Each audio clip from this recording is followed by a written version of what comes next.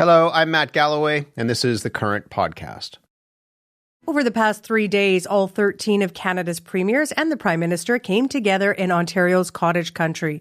But despite the location, this was not about beers and bonfires and relaxing by the dock. There were big issues on the agenda, the most pressing being the looming deadline for a new trade agreement with the United States. U.S. President Donald Trump has threatened to hit Canada with 35% tariffs if a new deal is not reached by August the 1st. Prime Minister Mark Carney spoke with reporters after day 2 of the summit about whether that deadline is actually realistic. That depends. There's two sides to a deal. Obviously, we're working on behalf of Canadians, and we will agree a deal if there's one on the table that is in the best interest of Canadians, just as the United States will do in the look for the best interests of the U.S. As the meeting wrapped, Ontario Premier Doug Ford said Canada should be talking tough at this stage of negotiations. We buy more products off the U.S. than Japan and Korea, China, Mexico, and the U.K. combined. I think we throw France in there too. But anyways, we're an economic powerhouse, folks. We don't have to take a backseat to anyone, and we sure the heck don't have to take a backseat to Donald Trump. So for her perspective on this week's meeting, we've reached the Premier of New Brunswick, Susan Holt. Premier Holt, good morning. It's nice to have you with us. Thanks for having me, P. I appreciate it. This meeting yesterday, when I was watching the closing news scrums and so on and so forth, seemed a bit like a love-in between the premiers and Prime Minister Mark Carney, especially compared to past federal provincial meetings, which have been more antagonistic. What was your reading of the vibe in the room?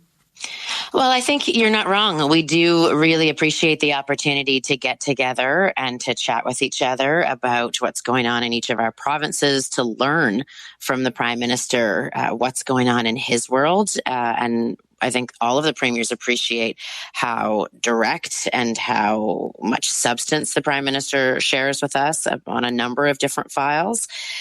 So we do get along. There's lots of points in which we're aligned. And right now, facing the threat that we're facing from the U.S., we are united and working together like never before. Okay, so let's talk about that deadline, which is August the 1st. The Prime Minister has said he won't accept a bad deal just for the sake of a quick deal. How much time do you think Canada has to play with here? Oh, gosh, that's a good question. It's hard to predict how long we can continue like this, except for what is like this. We have a president who keeps changing the goalposts and the game, and the impact on our economy is negative, right? I think what we're seeing in New Brunswick is very similar to what they're seeing elsewhere. Investment has slowed to a standstill. Employment is not expanding the way it otherwise would.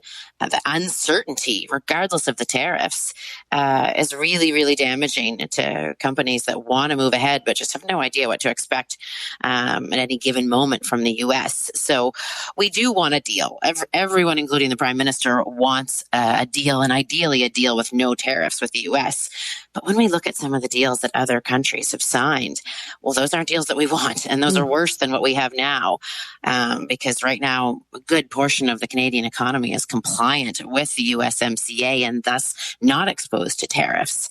And what you probably saw from the premiers is that we have a lot of confidence in this Prime Minister to be at the table and make those calls about what is in Canada's best interest. And he's been listening to us explain to him what matters most to our provinces, like softwood lumber in New Brunswick's case. And so, Premier Holt, you said we don't like what we're seeing in these other deals, or really framework of deal, 10% for the UK, 15% on Japanese-made autos. Are you saying that Canada wouldn't accept those kinds of deals, a 10% tariff or a 15% tariff? Well, obviously, it depends on the conditions, but we support what you heard from the Prime Minister, that this isn't a deal at all costs. This is getting the best possible deal. We don't want something worse than where we're standing right now for the sake of urgency.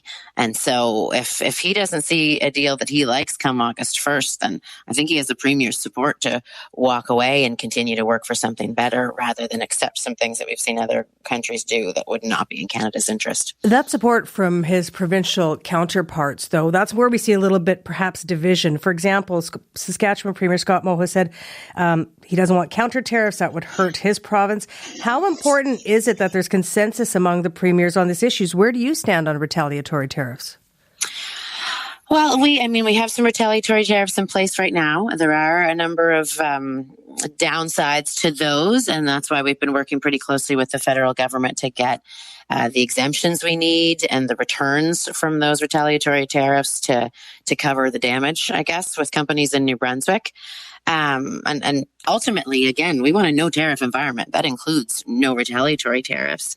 But the ones that we have in place right now were chosen very strategically to apply to U.S. goods that don't really have a counterpart or a Canadian equivalent, and a process to make sure that those tariff remissions are going back to the people and companies impacted. And so I don't think I'm not super keen on new counter tariffs, but like I said before, I trust Prime Minister Carney to get the best possible deal in the face of who knows what the U.S. is going to bring forward, because that continues to change by the day. So the situation is unpredictable, and I'm prepared and confident that between Ambassador Hillman, Minister LeBlanc, and the Prime Minister, they understand what we need from this, and are going to look after the best interests of our country. The other thing that Canadians need, according to the Prime Minister, according to you and your fellow provincial counterparts, is breaking down those interprovincial trade barriers, something that the Prime Minister has promised to eliminate on the federal side by Canada Day.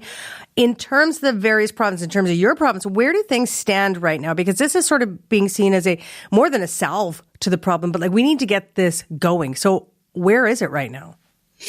Yeah, I'm really glad you asked about that, because we spent a lot of time talking about internal trade yesterday, and all of us around the Council of the Federation, the premiers want to see this move and move faster. And so we're actually really pleased with what the federal government has committed to, and seems willing to remove all of their exemptions. Provinces have been moving to remove their exemptions. We're seeing legislation passed. We just signed a new memorandum of understanding with Manitoba a couple days ago for mutual recognition of our goods and services between New Brunswick and Manitoba. And what that means, it's invisible. It's a little bit hard to see, but that means that an entrepreneur in New Brunswick who is working on a product and used to think, look, I can't ship to Manitoba because I'd need a huge order and I'd have to repackage my product with the kind of labeling that works for them and this and that and the other thing, and it's not worth that added cost.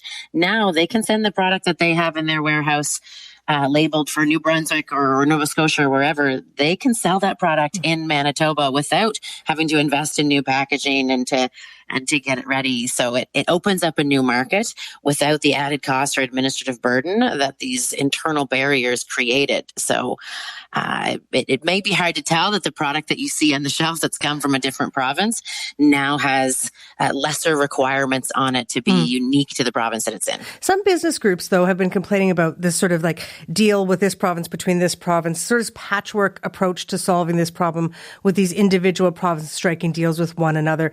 Is there not a better solution, or what is the solution to that?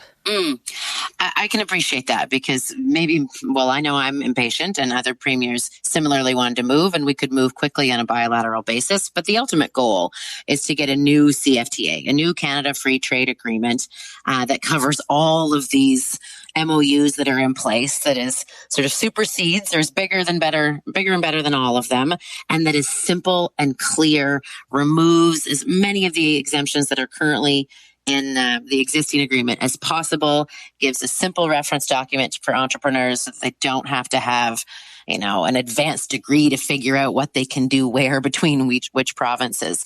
And I think we're aiming for that by December. That's been the goal that I've understood, is getting that new Canada Free Trade Agreement in place that all provinces can sign on to. That'll take us massive steps ahead of where we are now. Any new deal between the U.S. and Canada still exists within the framework of a very mercurial U.S. president. How much do you worry that any kind of deal you might end up, he'll just tear up, or it could evaporate the next day or the next week or the next month?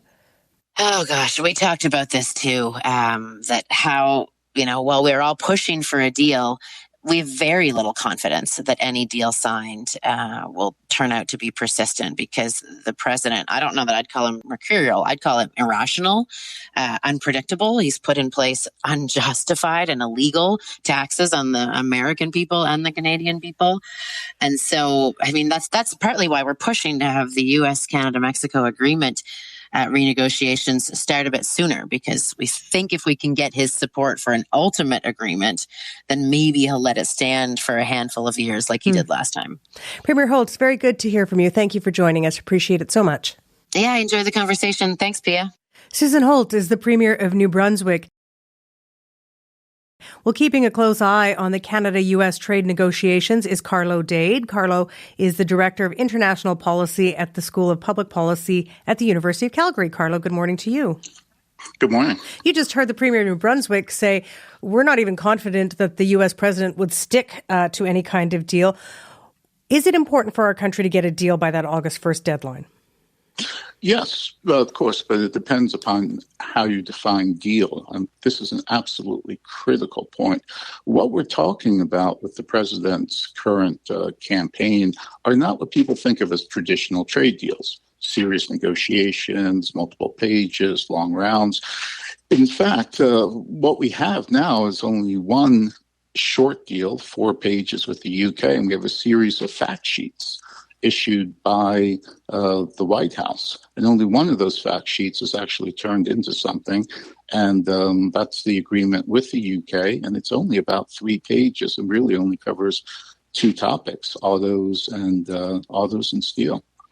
There is, by law, the fact that Congress is the one that does trade deals. It has to approve it. Donald Trump has been circumventing all that, saying I have all these, workarounds and I have these deals. They're not really deals. Can you explain, there's this court case going on, the implications about the constitutionality of Trump's tariffs and what is expected to happen with it in the next few weeks? Sure. So very quickly, what we've seen is the president use executive action, and we'll get into that in a second, to impose tariffs. He then goes back and he's been using executive action to countermand the tariffs he's imposed. So you've had a series of orders from the president. These are things that can be done at presidential whim, basically, and can be taken away or changed just as fast as they've come. So to Premier Holt's point, you're not dealing with a car dealership. You're not dealing with your local Ford dealership to sign a contract here. You're going to the shady part of town and you're dealing with a used car sales guy. So the powers that the president has, yes. There are 5 powers the president has given to him by Congress, delegated by Congress, that allow the president to impose changes. The one he's using for these global tariffs is the International Emergency Powers Act.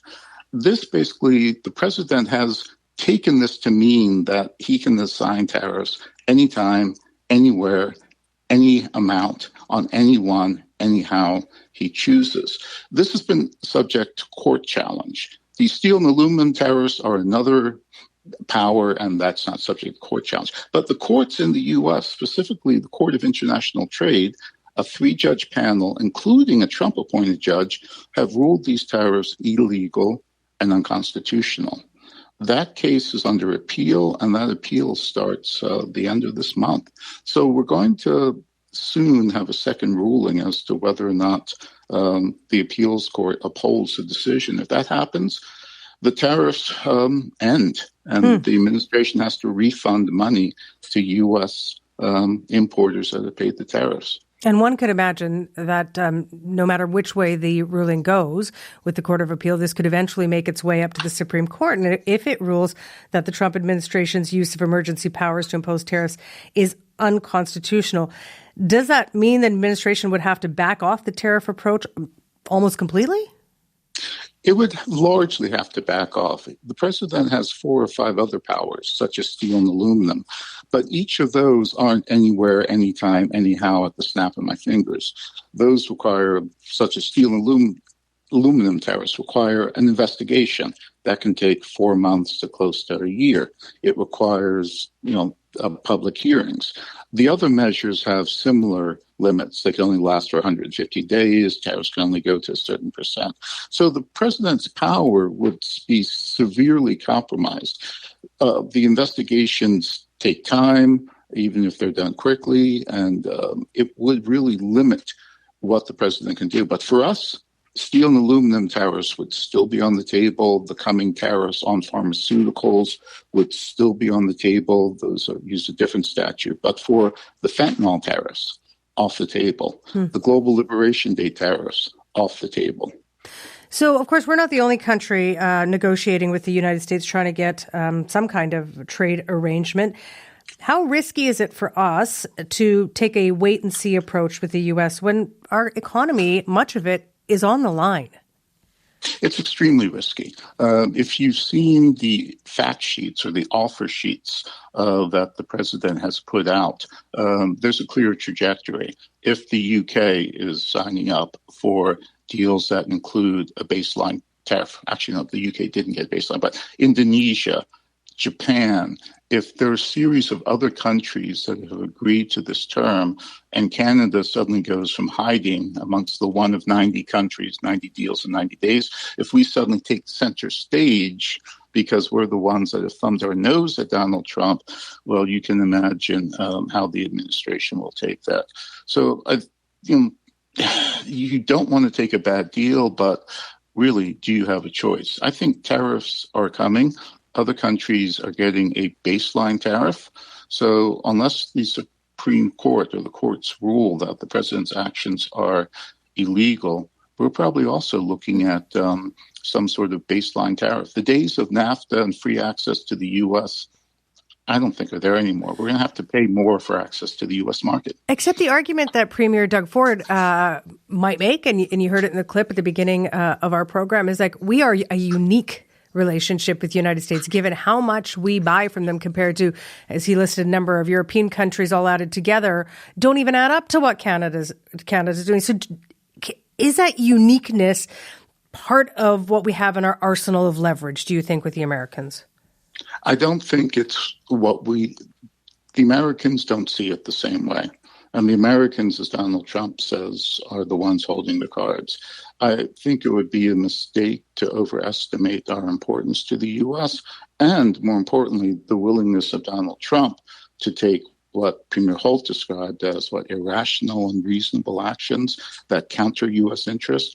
There are enormous amounts of facts and evidence of the Americans taking unreasonable steps that would be considered irrational, and steps that would be considered to harm their own interests. It's that sort of thinking that the Americans won't do this that got us into trouble with tariffs, meaning that we were surprised that the Americans actually went ahead and did something. So several of us have been writing that, no, if you look at the America First movement, if you look at Donald Trump's history, he will do things that are irrational and counter to U.S. interests. And that certainly was the case with tariffs, and we were certainly caught by surprise, partially because of this rhetoric that we are too important for the Americans to do something like that. So I would argue that, history doesn't indicate the future, past performance doesn't indicate future performance of the stock, but you got to look at what's happened and really doubt that argument will hold going forward. I just have about a minute left, Carlo, with you. The Premier of New Brunswick also talked about, and the Premier's talked about this week, knocking down those internal trade barriers to get better free trade across our own country. Is that going to help us at this point? Marginally. Look, if you have a company that's lost a customer in the U.S., say a company in New Brunswick who's done business with New England, and you need that company to find an opportunity in Canada, striking down barriers isn't going to help that company find an opportunity in Manitoba, a market they know nothing about. It's the same as a company in Nova Scotia, New Brunswick, that's been trading with the U.S., and we signed an agreement with Honduras. We get rid of trade barriers with Honduras. That company is not magically going to find barriers with Honduras. We take that company and we provide services, people, trade commissioners to help them find opportunities. We need the same thing in Canada. Removing barriers will not magically help a company in Lethbridge in southern Alberta suddenly find opportunities in Quebec. If we want this to help, we're actually going to have to do the hard work of helping companies, setting up an internal trade commissioner service, provinces conducting trade fairs back and forth. So it's a first step, but it's not the most important step for the emergency that we face today. It's yesterday's problem, but we've got a new reality and we've got a new problem today, and we need to shift. Carlo, always good to get your analysis. Thank you. Thank you. Carlo Dade is the Director for International Policy at the School of Public Policy at the University of Calgary. You've been listening to The Current Podcast. My name is Matt Galloway. Thanks for listening.